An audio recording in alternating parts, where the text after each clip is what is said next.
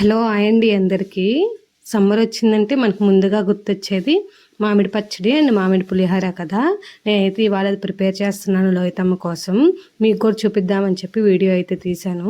ఒక చిన్న రిక్వెస్ట్, మన వీడియో ఎవరన్నా ఫస్ట్ టైం చూస్తున్నట్లయితే ప్లీజ్ ఛానల్ని సబ్స్క్రైబ్ చేసుకోండి. పులిహోర చేసుకోవడానికి కోసం అయితే ఫస్ట్ ప్యాన్ పెట్టుకొని కొంచెం ఆయిల్ వేసుకొని శనగిత్తనాలు వేసుకొని పల్లీలు బాగా వేగిన తర్వాత కొన్ని పోపు దినుసులు అయితే వేసుకోవాలి. పులిహోర కదా, పోపు దినుసులు ఎక్కువ ఉంటేనే బాగుంటాయి. అవి బాగా వేగిన తర్వాత కొంచెం కరివేపాకు, ఉప్పు మిరపకాయలు అయితే వేసేసుకోవాలి.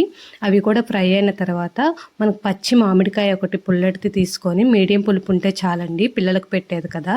ఇలా తురుముకున్న మామిడికాయను కూడా వేసుకోవాలి. ఎక్కువ టైం అయితే ఫ్రై అవ్వాల్సిన అవసరం లేదు. ఒక 3 నుంచి 5 నిమిషాలు అయితే ఫ్రై అయితే చాలు. ఇప్పుడే కొంచెం తగినంత సాల్ట్, పసుపు వేసుకుంటే చాలు. పిల్లలకు పెట్టేది కదా, పసుపు కూడా నేను చాలా తగ్గించానండి, వేడి చేసిద్ది అని చెప్పేసి. అదే అసలే సమ్మర్ కదా, పిల్లల విషయంలో మనం మాత్రం చాలా జాగ్రత్తగా ఉండాలి. మీలో ఎంతమందికి ఇష్టం మామిడికాయ పులిహోర అంటే? నాకైతే చాలా ఇష్టం అండి. మా ఇంట్లో వాళ్ళు కూడా చాలా బాగా తింటారు, అందుకనే మెయిన్ ప్రిపేర్ చేశాను. పాప లోహిత కూడా ఇష్టంగానే తింటుంది.